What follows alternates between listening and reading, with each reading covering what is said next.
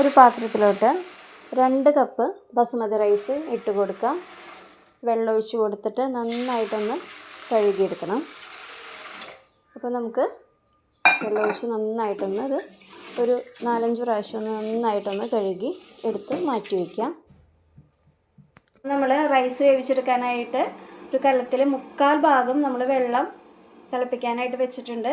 ഇനി നമുക്ക് അതിലോട്ട് കുറച്ച് ഓയിൽ ഒഴിച്ച് കൊടുക്കാം. ഓയിൽ ഒഴിച്ച് കൊടുത്തിട്ടുണ്ട്. സൺഫ്ലവർ ഓയിലാണ് നമ്മൾ എടുത്തിരിക്കുന്നത്. അപ്പോൾ ഈ വെള്ളം നന്നായിട്ടൊന്ന് തിളച്ച് വരട്ടെ. എന്നിട്ട് നമുക്കിതിലോട്ട് റൈസ് ഇട്ട് കൊടുക്കാം. ഇപ്പോൾ വെള്ളമൊക്കെ നന്നായി തിളച്ച് വന്നിട്ടുണ്ട്. ഇനി നമുക്ക് ഇതിലോട്ട് റൈസ് ഇട്ട് കൊടുക്കാം. ആവശ്യത്തിനുള്ള ഉപ്പിട്ട് കൊടുക്കാം. ഉപ്പ് കുറച്ച് കൂടി നിൽക്കണം. എന്നിട്ട് നമുക്കിതൊന്ന് ഇളക്കി കൊടുക്കാം. അല്ലെങ്കിൽ അരി ഇട്ട് കഴിഞ്ഞാൽ നമ്മളെപ്പോഴും കയ്യിൽ വെച്ചൊന്ന് ഇളക്കണം, അല്ലെങ്കിൽ അതൊന്ന് അടുക്കി പിടിക്കും കേട്ടോ. അപ്പോൾ ഇനി അരി ഒന്ന് കിടന്നൊന്ന് വേവട്ടെ. റൈസൊക്കെ നന്നായി തണുത്ത് വന്നിട്ടുണ്ട്. ഇനി നമുക്ക് ഫ്രൈഡ് റൈസ് ഉണ്ടാക്കാം. ഒരു ചീനച്ചട്ടി വെച്ചിട്ട് അതിലോട്ട് സൺഫ്ലവർ ഓയിൽ ഒഴിച്ച് കൊടുക്കാം. ഓയിൽ നന്നായിട്ട് ചൂടായി വരുമ്പോൾ അതിലോട്ട് കുറച്ച് ഇഞ്ചി ചെറുതായി അരിഞ്ഞതും അതുപോലെ കുറച്ച് വെളുത്തുള്ളിയും കൂടി ചെറുതായി അരിഞ്ഞിട്ട് കൊടുക്കുന്നുണ്ട്.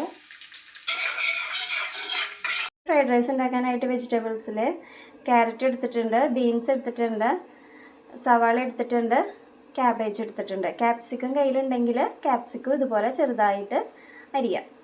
ഇനി ഇതിലേക്ക് നമുക്ക് വെജിറ്റബിൾസ് ആഡ് ചെയ്യാം.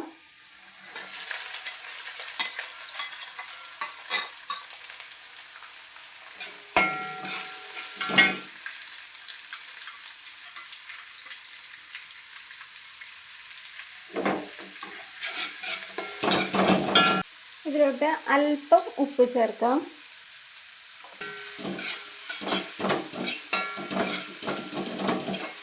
ഇപ്പോൾ വെജിറ്റബിൾസൊക്കെ ജസ്റ്റ് ഒന്ന് വാടി വന്നിട്ടുണ്ട്. ഇനി നമുക്കിതിലോട്ട് റൈസ് ചേർത്ത് കൊടുക്കാം.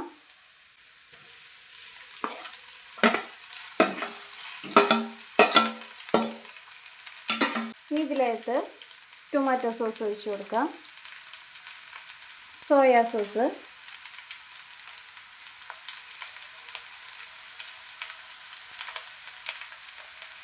അല്പം വിനാഗിരി, കുരുമുളക് പൊടി,